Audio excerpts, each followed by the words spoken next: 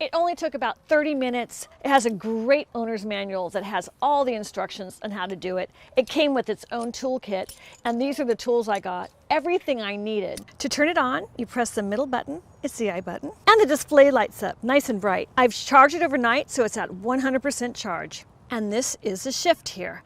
And so with no power at all, you can decide if you want easy or difficult, and you can shift like this when you're riding the bike. And on the handlebars, there's two brakes. This is the front brake, and on the right hand is the back brake.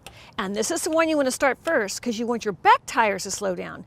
You don't ever want to hit the front, you want to hit the back first. It's an all-terrain bike with a really powerful motor, and that means it can go fast and travel a very long distance, up to 45 miles. That's the latest in motor technology. HJM has woven that into this new bike. Because of those knobby wheels, it's going to grip surfaces really well. And that's great if you're going off-road. It creates a lot of friction, so if you're going over leaves or rocks or surfaces that aren't really dependable, gravel, it's going to give you a lot of traction so you don't slip off. It doesn't slide out from underneath you.